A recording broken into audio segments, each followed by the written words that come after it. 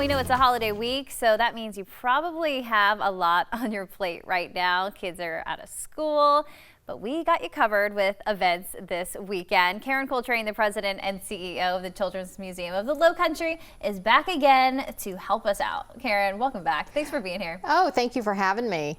Of course, of course. So Thanksgiving week. That's right. Lots going on. Kids are home. Kids are home. Yep. Children's Museum's open. Little chaotic. Yeah, go to the Children's Museum. Might need to be there. That's right. That's right. But I have two things real quick. If you have an athlete or an artist, nice. The South Carolina Stingrays have a game Friday night, so that's something to think about. And also, Mannheim Steamroller is in town, so that's something for the artist side to look at. That's modern contemporary interpretations of holiday favorites, so it's a real different kind of performance, maybe something that the family's interested in. So after all that Black Friday shopping, you got something to do. That's right. That's right, you got something to do. And then on Saturday, after your feet are rested, head over to our friends at the South Carolina Aquarium, because Aquarium Aglow. Yes. And it's just, it marks the holidays. We all should do it. Yeah, it's just fun. It's beautiful. You can see some of that video there from years past.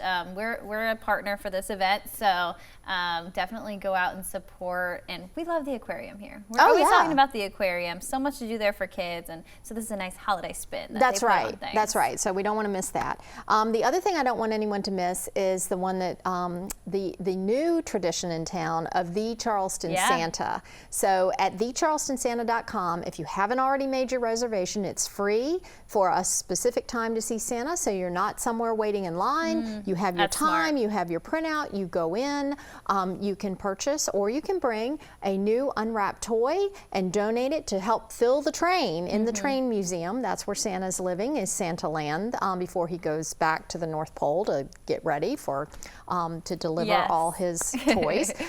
So that's happening.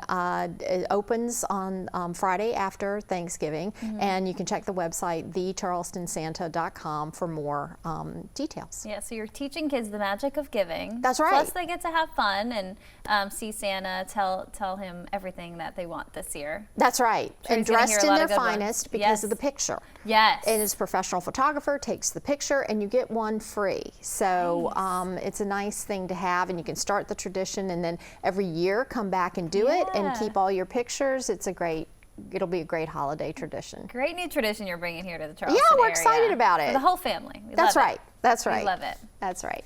So I have a little parent tip if we're ready for that. Let's do it. Okay. Our board of directors at the museum recently went through a strategic planning process and adjusted our direction, our mission, ever so slightly to lean into helping children develop creative problem-solving skills. I was excited they went in that direction, even changing our mission statement, like I said, to read that at the Children's Museum, we create innovative learning experiences in our museum and throughout the community that equip and inspire all children to become creative problem solvers. Not only will that make them better students, it will make them better at most everything they do, including work one day, and solving problems independently is another one of those factors that help children be school ready that we've talked a lot about. And I have two things that can really help. Choices and problem solving. First, build the habit of providing safe, age-appropriate choices. I've talked before about giving children choices, and that's because it's such a great way to encourage their development. The other thing it does is add to the language-rich environment we've talked about before. Just make sure you're happy with whatever option your child selects, from which, like vegetable for lunch or which shoe to put on first. So drawing their attention to choices engages their minds and helps them begin to build the pathways in their brains that will one day help them make bigger decisions. Second, promote problem solving.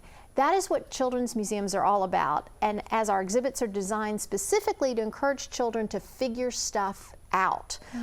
For example, I was at an event last week with our popular bottle launcher. The children had to figure out how to put the bottle into the mechanism, crank the pistons, and then push the release to get what we call in the exhibit business the payoff, which was a loud blast and a bottle going all the way to the ceiling. So it was actually always fun. It was a really big payoff, as we say. I was intrigued by the wide range I saw in parental involvement.